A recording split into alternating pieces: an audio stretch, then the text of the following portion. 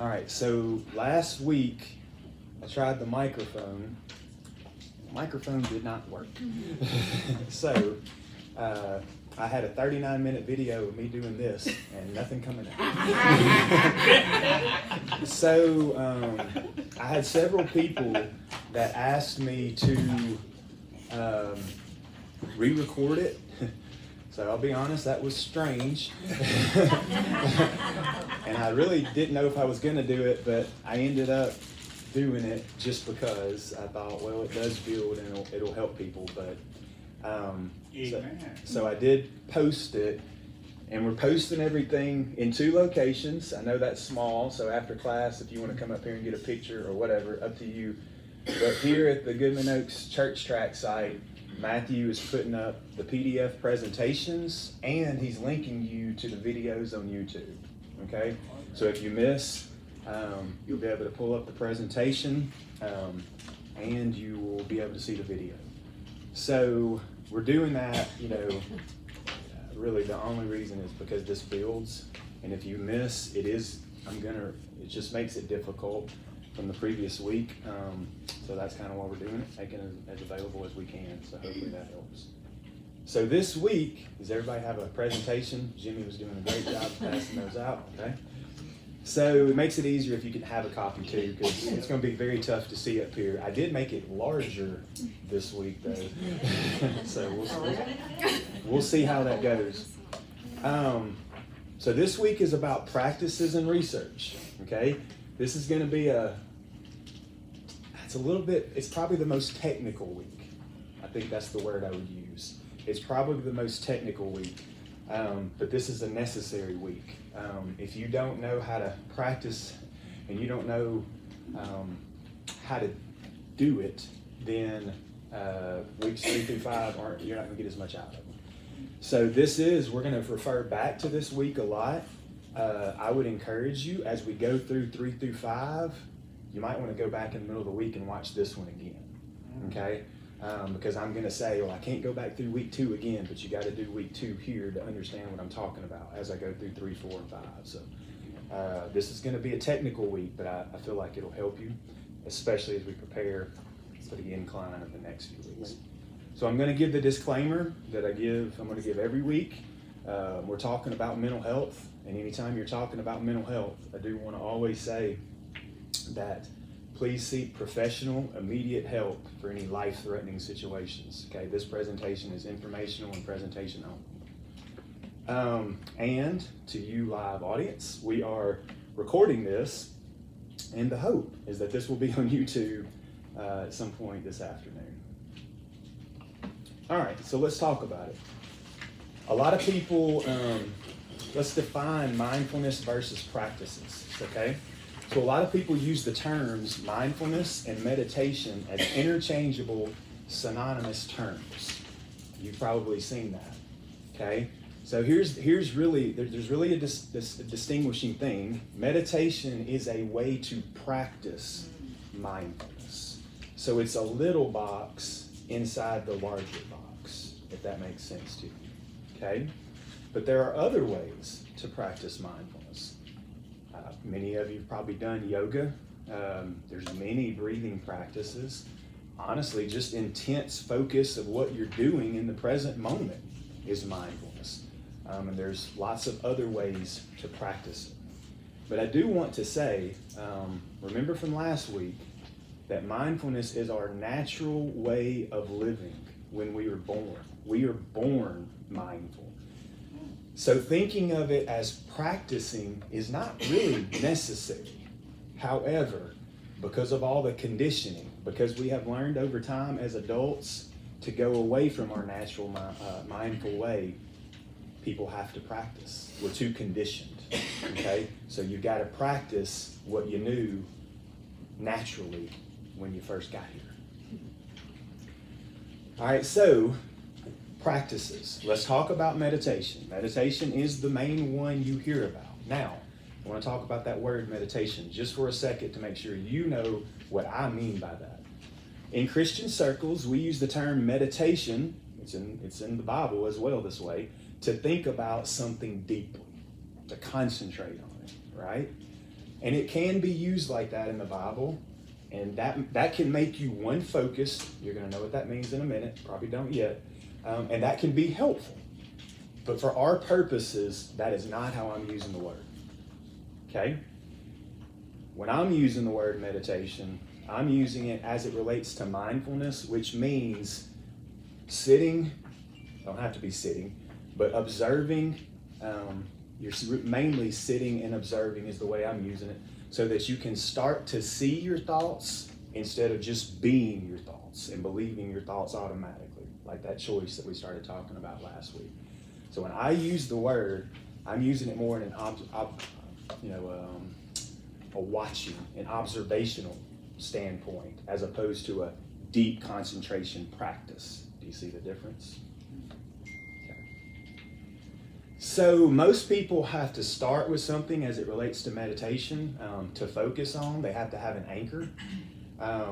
The most common one that you've probably heard about is the breath.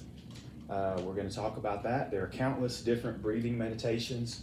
Here's something you probably don't know. But to be a Navy SEAL in this country, you must learn to meditate. It is a requirement. The former trainer of our country's Navy SEALs actually is where I first learned about meditation. And to be honest with you, it's one of the main meditations I'm going to show you, and it's still basically the meditation I do. So all of you guys out there that think this is sissy, I take note. Okay? Some people count their breaths. Some people just observe the natural inflow, outflow of your breath. Some people manipulate their breathing to slow it down, speed it up. And some people combine the methods with things such as box breathing. Box breathing, you're going to hear a lot about throughout this. It's going to be one I recommend to you. It's very simple. We'll talk about it in a second. Some people, continuing on with this, some people use a mantra. What is a mantra? It's just a phrase that you repeat the whole time that you're meditating. And it can mean something to you, or it cannot mean something to you.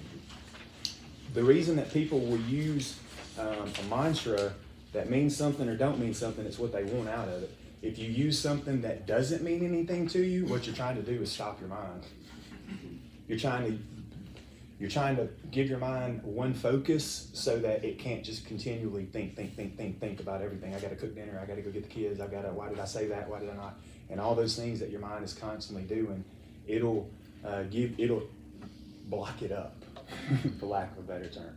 So that's one reason some people choose a mantra. Some people choose a mantra that means something to them because they actually have a goal out of the meditation. They're trying to be kinder, or be more loving or something. So that's people. Sometimes people do that. Right now, I'm just exposing you to a little bit of it, and I'm gonna iron it in a minute. Centralize it with what I would recommend to you. So, what is the purpose of practicing one of these? Well, it's to become one-pointed, and all that really means is you're trimming your attention down to one thing. Okay, one thing, so that you can see thoughts come and go. Okay, as opposed to the thoughts just taking you over. So your question probably is, well, does it work?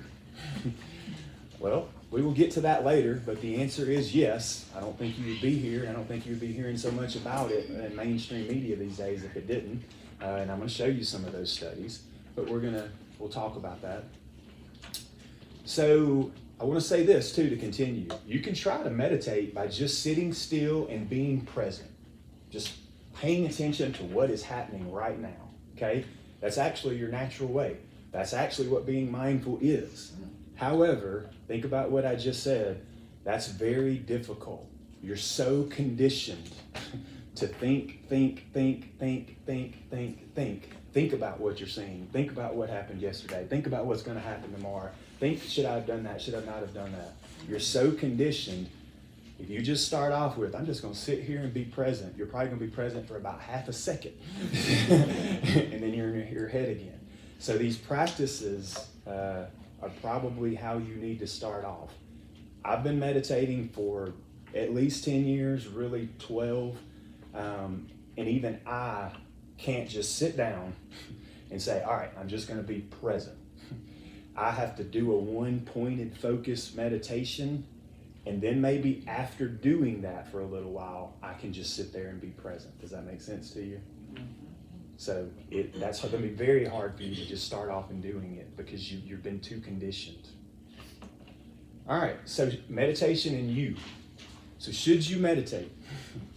I highly encourage you to practice something with mindfulness, or you will not make any progress. That is just the truth. If you come in here and you just get a bunch of information, that's great. But it is not going to make a difference in your life. It's not going to bring you closer to God, and it's not going to stop the anxiety. Okay? Or stop. It's not going to help with the anxiety. Okay? So, what type of meditation? Well, 2 methods I've linked for you here. You can absolutely do these right now. These are very easy starting meditations. The first one, you don't manipulate your breath at all. You don't do anything, you just simply count your breaths. You're just counting down from 100.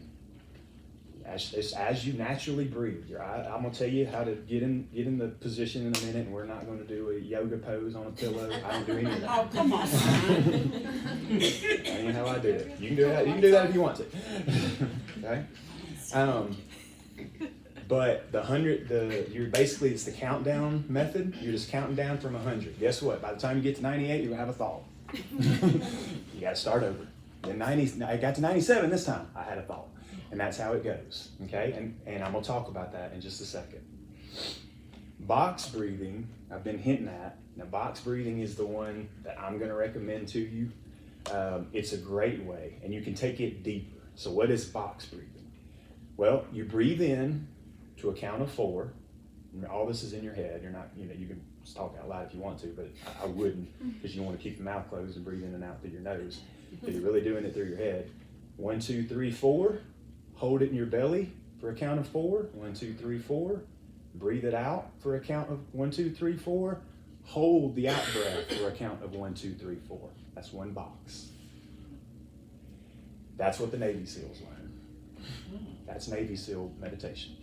Okay? It's still the one I do. I take it a little deeper at this point, but I will tell you it's still the one I do. I personally believe it's the most effective. It has the best way of getting you present, in my opinion, and I have tried many. Okay? So, before I get into the specifics of how to do that one, I want to say 2 more things that I'm sure you have questions on.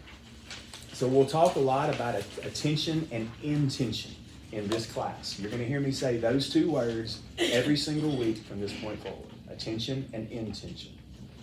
Those are really the only 2 things you control in this life. You really don't control anything else. You just think you do. Okay? So, your intention is what you intend to do. It is, I have set this out. This is the direction. I am going to do this. It is an intention. Some people want to say goal. I don't like goal because goal means you're focused on the result. You don't want to be focused on the result here. You want to be focused on the practice. You want to be focused on the process. The result is the future. The process, the practice is the present. It's okay? So your intention. The other thing is your attention. Your attention is what you've always thought it is. What is your attention on? Okay? What am I giving my attention to at this moment? Okay? So when you put it together, basically what we're saying is you're going to set an intention to use your attention to be mindful. If you don't do that, if you don't use the only 2 things you really have, intention and attention, this is all just head knowledge. Okay? So a question I always get was, well, how long do you meditate for, or how long should I meditate for? Well, I actually recommend both short and longer meditations. So I'm going to give you my full schedule in week 6.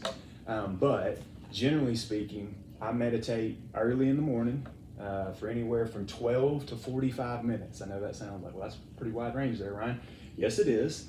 Saturday, probably be longer. Okay, it depends on what day of the week it is. If I happen to get up at 30 minutes earlier that morning, it's probably going to be longer. Okay, but 12 minutes is the minimum. Okay, there's a reason it's 12. I feel like I want true 10 minutes. The first 2 minutes are tough. First 2 minutes, your mind is just, it is a monkey mind going crazy completely, even for somebody who's been meditating for 10 years. So I really want 10 where I feel like, yeah, I had some present moments in that 10. That's kind of why I have 2 extra minutes, if you will. And that's my minimum.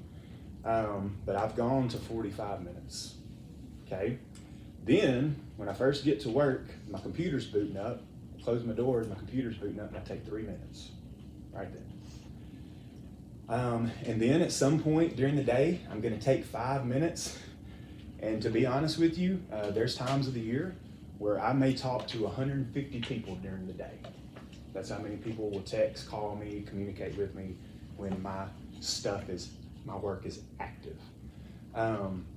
So I still take that 5 minutes. And sometimes it coincides with a bathroom trip because nobody can find me in. Okay? I'm going to find the 5 minutes. Okay? And then I'm going to do one when my work is finished for the day. 12 to 45 minutes again. I don't care if that's 11 o'clock at night. I don't care if that's 4:30. I don't care when it is. I'm going to do 12 to 45 minutes when my work is done. Otherwise, I have 0 chance of sleeping. That's me. Don't know how you are, but that is me. I will not sleep without that one. I am too much of a perfectionist naturally. All right, so you may be wondering, what is my meditation? Well, the reason I chose my meditation is because I was just hinting at it. Naturally, it's funny that Vicki was asking me these questions before everybody came in, but naturally, I am a very perfectionistic, anxious, angry person. I'm a textbook Enneagram 1 to the definition. My picture should be beside it, okay? So therefore, if you don't know Enneagram 1, most of you probably went through the thing with Jonathan, but you're all about having a perfect process. Your process has to be perfect and organized, and it eats you from the inside out if it's not, okay? So I will give you this, I will tell you this, my wing now is 9. And if you know 9, Matthew Crow's the clinical 9, his picture should be beside it. And so that's the peacemaker. That's the person who doesn't want anything that's not just peace. I'm not gonna avoid everything. It's all gonna be peace. Well, I naturally have no 9 in me because that 1 is strong, but all the meditation has made me a wing 9. I needed some 9 in my life. Not that one Enneagram type is better than the other. I just had to counteract my heightened steroid 1 because it was killing me, okay? So I had fight or flight all the time, and my breathing was always shallow and fast. So which meditation did I choose? Well, I chose one that slows my breathing down. So I do manipulate my breathing during the meditation. Some people will tell you not to do that that's not mindful because it should be natural. And there may be something to that. But I just know for me, that's how I had to do it. My breathing was awful. Okay, so I actually do, this is bullet 3 here, I actually do what I call deep box breathing. It's the box cycles that I just described to you. But I have, over these years, developed a way to kind of expand my awareness, for lack of a better term, to what's happening right now, what's happening inside of me. You know, if I hear birds, whatever, being present, but on the inside and the outside. And at some point, near the end of the meditation, when my breathing is very rhythmatic, like I don't have to count anymore. So remember, you're counting 1, 2, 3, 4, hold 1, 2, 3, 4, counting out 1, 2, 3, 4, hold the out for 1, 2, 3, 4. After several minutes, especially on those 45-minute meditations, near the end, I won't have to count anymore because then I can just be present. Now, the thought, we're going to talk about thoughts in just a second. I'm going to keep going with my meditation, and then I'll talk about what happens. Because all this is going to sound so beautiful. But then I'm going to talk about how ugly it actually is. So at some point, this right here is not going to make sense to you right now. And that's okay. I'm still going to say it. And this is where I'm going to try to get you to have a little brief experience where it starts making sense, but we'll see. So at some point during the meditation, what I call my life energy, my presence, that's another word for your aliveness, your consciousness. It comes to the forefront more. I can kind of feel inside of my skin, for lack of a better term, and I can feel the energy that God gave you that's natural, that makes you alive. And I don't like when I do have my eyes closed, but I don't have them tight, because if you have them tight, I like to have them closed, but it's almost like you can feel kind of out your eyes, and you can feel your aliveness, you can feel your consciousness, you can feel that the breath God gave you. I don't know how to describe that, because that's when I'm describing it in words, you're like, what in the world? You have to experience that. And that's when you're like, wow, that's when you feel God. So I do want to do one little test, okay? I will say it helps if you close your eyes the first time, but if you're uncomfortable closing your eyes, don't close your eyes, because you don't have to. Here's what I want you to do. I want you to put your hands out, and I want you to take your attention, not your thoughts, your attention to your hands, okay? Feel your hands from the inside. Go within your skin, not the outside. Feel them from within, and just give that your attention for a few seconds. See if you can feel the alive energy inside your hands. See if they're alive. See if there's any feeling inside of them. See if there's a tingling.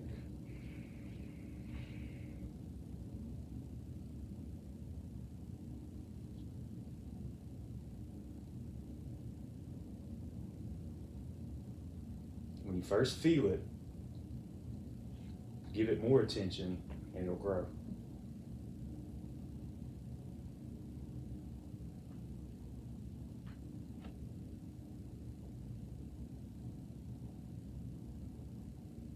Just in your hands, feel them from the inside, feel them from within.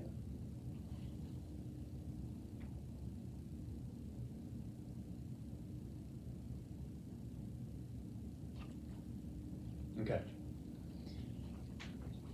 If that was hard for you, that gets easier over time. When you feel them from the inside, that's what I mean by the life energy. And as you start meditating, you don't even have to try to do it like we did back then. As you start meditating, it happens naturally. Okay? And you'll start feeling God's presence a little bit more, maybe than you have, as Matthew talks about. Feeling the energy that God gave you naturally.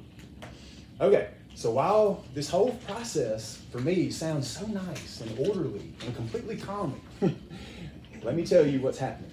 My thoughts are fighting for my attention the entire time.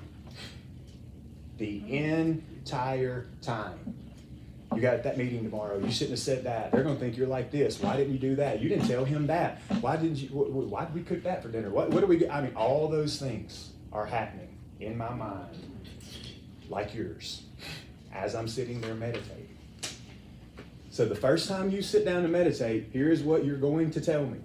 If you come to me individually, my mind's too busy. I can't meditate. You know what I'm going to say to you? Congratulations. That is what you were supposed to learn. That is the entire goal of the meditation. That is the meditation. That's the entire reason you do it. Everybody that tries the first time comes to me and says, I mean, if I failed. There is no failure. All it is you are trying to realize, man, I'm thinking again. I've been thinking for the last, who knows how long. Well, let me come back to counting my breath. Let me come back. It's a back and forth. It's a back and forth the whole time. Okay? But as you do it, you will slowly start separating over time. And it'll be like this. Constant. It's like a yo-yo. And what you'll start realizing is, number one, oh my goodness, my mind is nuts. It's insane. And you will think 80 to 90% of my thinking is not necessary, it's not helpful, and it's negative. But right now, you haven't separated it enough to really know that. Intuitively, you kind of know it, but you haven't realized it. You hadn't had an aha moment because you haven't experienced it. When you start meditating and you find, like right now, think back to my hand demonstration, right now you're here. But as you start meditating, it starts doing this. And it's a yo-yo. And when you finally break away, and it's not like this for the first time, you will have an aha moment. Because you will see your thoughts and go, oh my goodness, is everybody this crazy? And the answer is yes. Everybody is. Okay? So that is the meditation. So if you come to me and you say, I can't meditate, I just think too much, I'm going to tell you, congratulations. So keep staying with it. Okay? Remember, when you meditate, you're practicing for the game.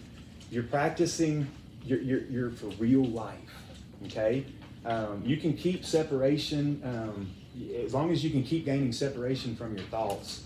When things are normal, when you're just sitting there, there's no problem. Well then, when you have a problem, you've practiced for that moment.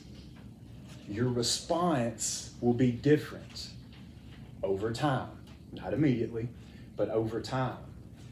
I will say, think what I just said about the wing 9. I am not perfect. I am far, far, far, far from perfect. But when things happen that should not happen, my natural response now is not fight or flight. I stay more in the parasympathetic. It doesn't mean I can't get a little anxious, okay? But I'll usually catch it and come out of it much, much quicker than I used to, okay?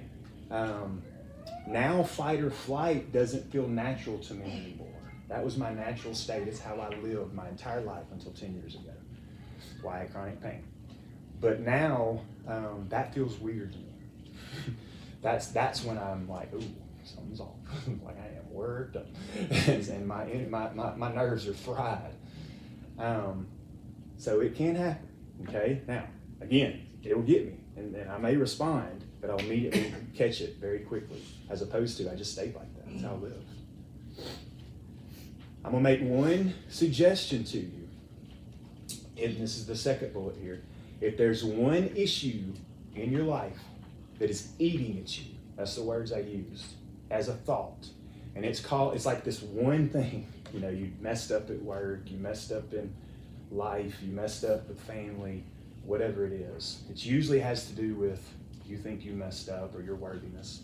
We'll talk about that in one of the other weeks later. One thing I would recommend before the meditation is free write journaling. Okay? What is free write journaling? A lot of people journal. They do focused journaling, topical journaling, and all that has its place, and all that's fine. But free write journaling will help you unblock. And what I mean by free write, I mean free write. You're basically getting all the thoughts out on paper. Now, make yourself a pact though, because you won't free write if you're not going to burn the paper. Burn the paper or shred it afterwards, because otherwise you'll still control it, because you're worried somebody will find it or whatever. So you've got to burn it, shred it, whatever, so you can truly free write. And I mean free write. Ugly, nasty, mean, whatever it is, because it's just thoughts. It's not real life. You haven't done it. Get it out on paper before you do it. And if you have one thought that's eating at you, it's going to block your meditation. You just aren't going to get there. If you have one that's just eating you from the inside out, you're not. Okay? I had to do this spring 3 times with some stuff, work stuff. And so it just is what it is. I hadn't had to do it in a long time before that, but I did. It came up and I'm like, I can't even get there. So I sat down and free write journal. Okay? So that's something I would recommend to you, because here's how the 2 things that I like, that I feel should happen with the meditation and I want to happen with the meditation. These are my intention. distance from my thoughts, and a reset. I'm trying to reset. It all adds up all day long. It just builds and builds and builds and builds and builds and builds, and you're just so anxious and you hadn't reset. So it's like wiping the board clean. Okay? So that's the reason that I have the 4 that I do during the day, because I'm trying to distance from the thought, and also I need a reset. Okay? All right, so steps. How do you do it? Okay? Look, people, you'll read whatever, and people they like to make fun. I won't say any names, but I had a high up person who I work with, very stressed out, anxiety of the job and everything was getting to him. I talked to him, taught him how to meditate. People at his work found out he was, and they put like a picture of the Buddha guy, like this or whatever, where they found out he was hiding in a closet. People, whatever. It don't have to be like that. It's not for me. Okay, here's what I do. I pick somewhere quiet where I will not be disturbed, hopefully. I sit in a chair with your face, back, neck, arms, legs, and feet comfortable and relaxed. That's going to be different to everybody else, but it's going to be different to everybody what that means, but comfortable and relaxed. I sit with my feet on the ground, and this is the key. I sink into the ground. I say that to myself when I first sit down. Sink into the ground and be where your feet are. Okay? I close my eyes, and then I remember to stay comfortable and relaxed and sink into the ground. Otherwise, you may be like this. Sink into the ground. Only breathe in and out through your nose. You'll hear meditation people that talk about mouth. Mouth breathing is awful for you, according to research. If you want to prove that, a book I would recommend to you is Breathe by James Nestor. I'm going to give you tons of books throughout this process, probably a book or 2 each week. But Breathe by James Nestor is one that will prove that to you. Okay? So breathe in and out through your nose all day long if you're not doing that right now. Okay? Make that an intention. So I usually recommend starting by taking 6 deep breaths in and out, and I just count them down. So like 5, and I'm not manipulating that breath. 4, all the way down to 0. Just kind of to get started. Okay? And then you're going to begin your chosen meditation. Some people like to set a timer. You can. We do have timers on our phone now that are not like super disturbing, I wouldn't set one, like your morning alarm. Be a little startling. I don't really like a timer. I guess, to be honest, I have done it so long, I just kind of generally know. But at first, you may need to set a timer, and that's fine. But set one that's peaceful when it alerts you, okay? Don't set one that's startling, okay? And again, thoughts are going to pop up the entire time. Every time you meditate, okay, you're going to say, I don't even know if I'm meditating. I'm just sitting here thinking. Guess what? At the start, that's okay. That's how it's supposed to go. If you even had 2 moments where you realized you were thinking, that's a success. Because guess what? When you realized you were thinking what you weren't doing then, you weren't thinking. You separated, just for half a second. But you had a separation moment, and then those start building. Okay, so don't see it as a success or failure. See it as a practice. Okay, over and over. So when the thought comes up, or you've been engaged in that thought and it took you down a rabbit hole, and you're like, how did I end up over here? I'm supposed to be meditating, which is going to happen. You just go back to 1, 2, 3, 4, 1, 2, 3, 4, and you let it go, and you keep coming back to that over and over and over and over and over. Okay, so the question will arise, well, what if I have a thought that's kind of important? Like I need to do it right then, or I need to put it on my calendar. As you start separating from your thoughts, that's going to happen. Okay, it'll happen more to you. I handle that different ways, to be honest. I don't think there's a rule. What I have learned over time is that thought will probably come back to me. And I can put it on my calendar, and that's usually what I go with. But there are times, especially at the beginning of a meditation, if it popped up and I thought, this is going to block the meditation, I stopped and I put it on my calendar and I started back. I don't think you need to set a rule. I just think you need to handle that as you see fit. Is it going to block your meditation? Is it not? Is it just your mind trying to stop you from meditating? What is it? But it's going to happen, and it's going to be something you're going to deal with. So remember, being mindful all day. So if you do this practice for meditation, and then for 15 minutes, and then right when you walk out of the meditation, you scream at your kids, remember, that's not the goal. Your goal is, this is practice for real life, okay? So just remember that. It's not about that 15 minutes or that 10 minutes or whatever it is that you set apart. It's about life. It's about all day, every day. So here, what's some ways to help that? One thing is just slow down. We're going to talk a lot about that next week. But just go slower. This one's really hard for me. As a perfectionist, Enneagram 1, that, just to be straight up with you, my calendar is really full a lot. This one's really hard. But sometimes just slow down. Go slower. It's much easier to pay attention to what you're doing when you go slower. We'll talk about that next one. Another way is to just be intensely present of what you're doing. Any activity you're doing, washing your hands, laundry, dishes, cooking, whatever. Pay close and total attention to what you're doing. Feel the clothes, feel the water, hear the water, smell the water. As Audra said last week, use your senses, not your mind. Just be intensely present. The first time, if you've never really done that, the first time you do it, what you'll realize is, I hate this activity normally, but right now, it just is what it is. I don't hate it or dishate it. It just is what it is. Because what you were hating while you were hating that activity is your mind telling you hate that activity. When you just do the activity, it just is what it is. What you really hated was your voice telling you hate that activity, but you didn't know that's what it was. You had to separate it enough. Okay? I would highly encourage you to do that. Do a practice first thing in the morning. That's the time that's critical. If you don't do first thing in the morning, your thoughts are going to get you. You're going to go down a rabbit hole. I highly encourage you to do something first thing, the first of the morning. Okay.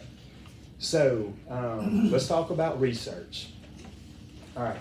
The only thing I'm going to say is mindfulness is very well researched now. You've probably seen it in magazines, mainstream, there's tons of books, all these things. And that's true, but I am going to give a disclaimer. It's not magic. You're a normal human being. You're going to have negative emotions. Guess what? But here's the key. Here's what's awesome about mindfulness. You just have once you learn how to distance from your thought, you actually realize, I'm supposed to have some negative emotions. That's okay. It's my mind telling me I shouldn't have the negative emotion. That was actually the problem. It's the unhappiness about the unhappiness. You can actually deal with the original unhappiness, but it's your mind telling you shouldn't be unhappy. That was actually the problem. And that's where mindfulness will help you. It's like, okay. Well, it's okay to be sad about this. It's okay to be sad that I had to do this today, or I messed up yesterday, or whatever it is. But it's your mind telling you that you shouldn't feel that way is the problem. So what's the research? Here's one study for you, and these are areas that an 8 weeks mindfulness practice positively affected as well as or better than medicine. Look it up. Okay, I've got it linked there. I put two on there. There's one that talks about as effective as a medication, and there's one that talks about all of those areas improved with an 8 weeks mindfulness practice. Okay? So if you want that helps you get started, whatever. But the truth is, you will be the research. If the research gets you started, fine. But you will be the research. You be the research as you experience this. Okay? So our summary, I think I've said all this, and it's pretty much time to go. So, I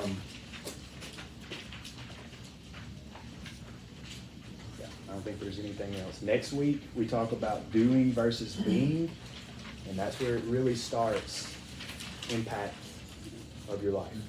So. Y'all have a great day. Falling asleep on that.